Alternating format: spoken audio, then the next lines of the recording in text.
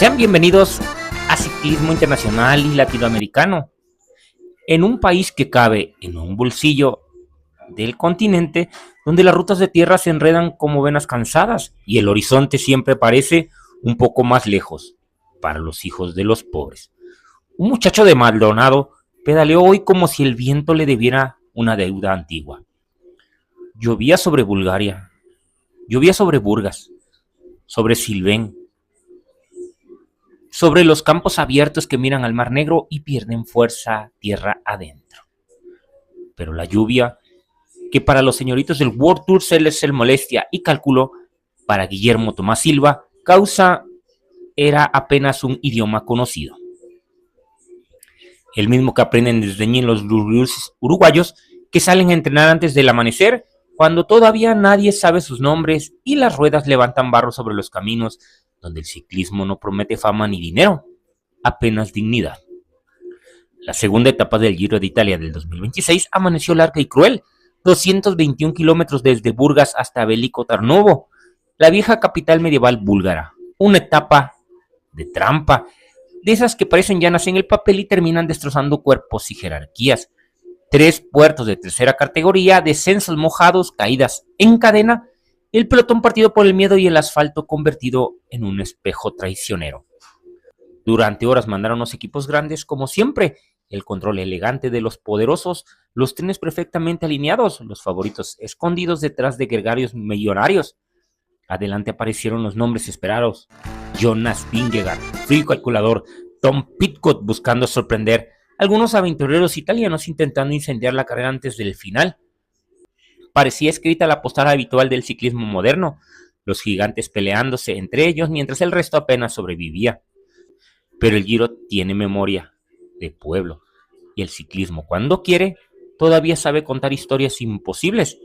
La carrera explotó de verdad en el Giro de Lajos-Kovetsk, ese muro empedrado que aparece a 11 kilómetros de meta como una emboscada medieval. Piedras húmedas, rampas superiores al 10%, bicicletas rebotando sobre adoquines centenarios. Allí comenzaron ataques serios y el grupo de favoritos abrió hueco. Vingegaard se marchó con un puñado de hombres fuertes y por un momento pareció que el día se quedaba sentenciado. Detrás, Tomás Silva resistía como resisten los ciclistas nacidos lejos de Europa, lejos de las academias perfectas y de los laboratorios deportivos. Resistía con esa forma sudamericana de correr donde primero se aprende a sufrir y después recién se aprende a ganar. A 200 metros del final, sobre la subida de Taserebets, los adoquines mojados de una fortaleza que alguna vez fue corazón de un imperio desaparecido, el grupo perseguidor alcanzó a los escapados. Todo quedó reducido a segundos, piernas vacías y solamente instinto. Y entonces apareció él. Guillermo Tomás Silva se levantó del sillín con una violencia serena, con esa furia tranquila que tienen los hombres que ya estuvieron derrotados alguna vez y aprendieron a volver. No sprintó como un favorito, sprintó como quien corre contra el hambre, contra el olvido y contra la historia misma. Cruzó en primer lugar, primero un uruguayo en el Giro de Italia, un latinoamericano, primero un uruguayo vestido de maglia rosa, igual que el año pasado con nuestro Isaac del Toro.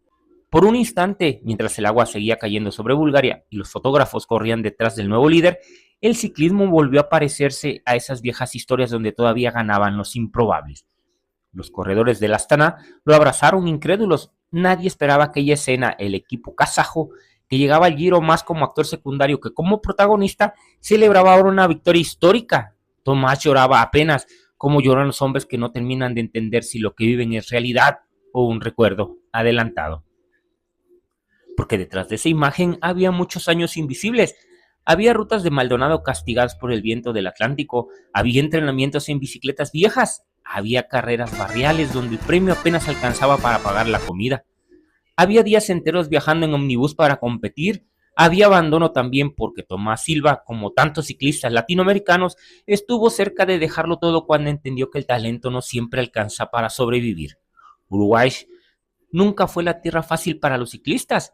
Aquí el fútbol se lleva la gloria y en la vena, y el resto de los deportes aprende a existir en silencio. El ciclismo uruguayo se construyó siempre desde abajo, clubes humildes, familias enteras rifando dinero para comprar ruedas, corredores entrenando sin nutricionistas ni tecnología, muchachos trabajando de día y pedaleando al amanecer antes de ir al empleo, un ciclismo vero de sacrificio puro. Por eso, esta victoria pesa más de lo que dicen las estadísticas, porque no solamente ganó Tomás Silva, ganó toda Latinoamérica e Hispanoamérica y ganó México. Ganó el niño que alguna vez entrenó bajo la lluvia fernandina creyendo que Europa era de otro planeta. Ganó el viejo entrenador de club que siguió enseñando, aunque nunca tuvo recursos. Ganó el ciclista anónimo del interior que corre la Vuelta de Chaná o Rutas de América con bicicletas remendadas y sueños intactos. Ganó un país entero acostumbrado a mirar las grandes vueltas desde lejos. Hace 25 años, cuando Milton Waynes conquistó la plata olímpica en Sydney 2000, Uruguay creyó por un instante que podía pertenecer al mapa grande del ciclismo mundial. Pero después del silencio, el olvido. Las carreteras europeas seguirían siendo territorio ajeno y las grandes vueltas apenas mostraban latinoamericanos aislados peleando contra estructuras imposibles. Hasta hoy, hasta este día húmedo en Bulgaria, donde un muchacho de 24 años rompió la historia sobre piedras mojadas, la maglia rosa ahora descansa sobre hombros uruguayos. Y mientras en Montevideo algunos descubren recién quién es Tomás Silva, en Maldonado seguramente habrá un niño mirando la televisión con una bicicleta vieja apoyada contra la pared, creyendo por primera vez que quizá el mundo no queda tan lejos, porque el ciclismo tiene esas cosas. A veces tarda décadas, pero de vez en cuando se acuerda de los olvidados. No olvides suscribirte, darnos like y compartir nuestros videos. Nos vemos muy pronto. Hasta la próxima.